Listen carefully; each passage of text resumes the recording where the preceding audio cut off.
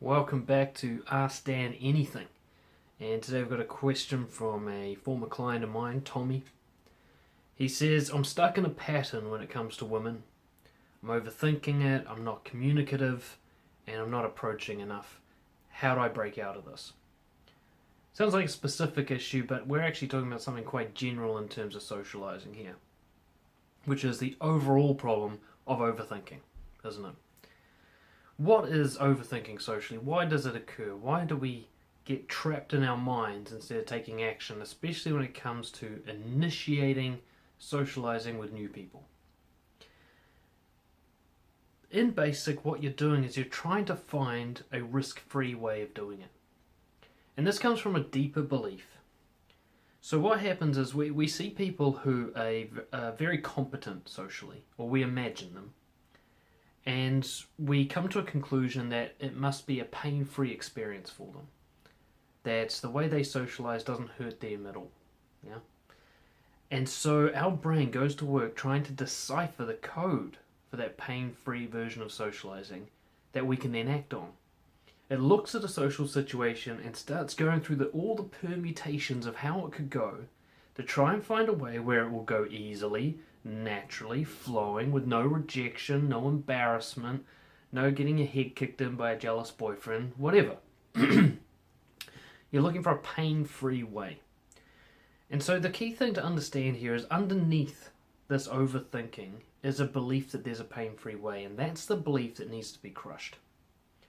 In simple terms, and I always say this, the solution to overthinking is any action at all.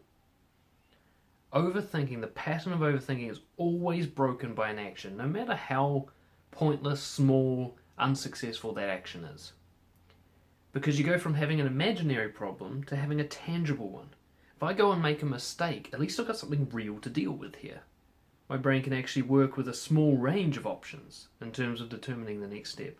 Whereas if I imagine every possible option, all the ranges, because I haven't taken any action to narrow that range, then I'm stuck. I'm looking at millions of different options. The key to get out of this logjam is to deliberately make mistakes. And what I mean by that is not to go out and do something that will definitely end harmfully for you, but to do something even though you think it's going to go wrong. To do the first idea that comes into your head, to pull an idea out of a hat and do it.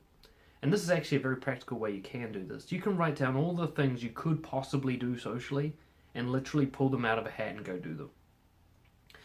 Now, in order to allow yourself to have the courage to do this, you have to relieve the pressure of success. And when I say deliberately make mistakes, what I mean is you're actually setting out with the goal of failure. Now, if you put yourself under the pressure of the goal to succeed, you're going to overwhelm yourself as your brain tries to find that risk-free, successful way of doing it. But if you actually allow yourself to fail, then your brain has no pressure. In fact, it's just looking to get the action over and done with, because it's going to end in failure one way or the other. It just wants to quickly get there. And this will often allow you to be really honest when you go to do this, because your brain believes that honesty will kill the deal anyway, right? And I literally did this myself. I'm speaking from a place of compassion here.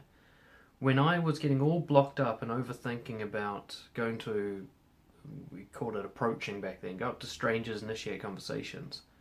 When I finally set myself the goal of getting rejected 50 times in a row, then it became really easy. I was just quickly going up to people like, hi, how's it going? Hi, how's it going? Hi, how's it going? Just getting anything just to get through this 50. And as I did it, the real life problems to be solved emerged from the noise of all the potential problems. Thousands of problems I was hoping wouldn't happen, didn't happen. There were no jealous boyfriends coming to beat me up. There was no public embarrassment. There were none of the things I was worried about. The big rejections, the slaps in the face, none of that actually happened. What did happen is maybe I didn't hold eye contact with someone and it creeped them out. Or what did happen was that maybe I would be walking alongside someone and it would scare them. And I learned I've got to stay still if I'm talking to someone who's moving. I got these real, tangible, real-life problems to solve rather than estimates and guesstimates. So one of the ways to keep letting go of that outcome is to deliberately make a mistake and really swing for the fence with that mistake too. Really go for the thrill of it.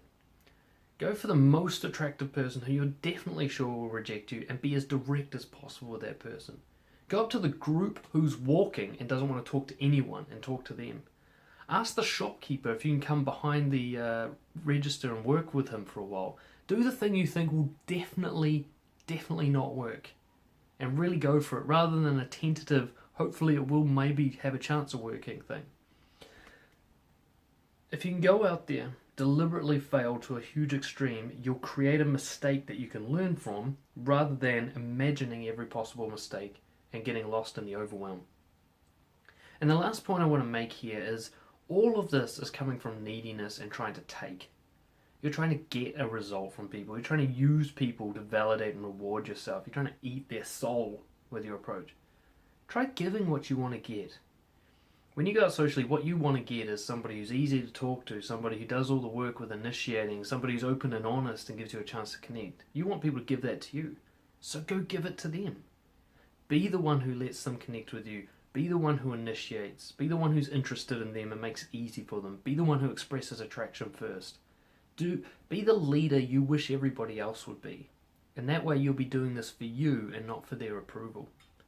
I hope that helps. There is no easy way to unblock this. You've got to go take those painful actions, but you'll be so glad you did. If any of you have further questions about this, hit me up at dan@brojo.co.nz. And of course, if any of you want coaching and working through these processes, get in touch with me and we'll see what we can do. Cheers.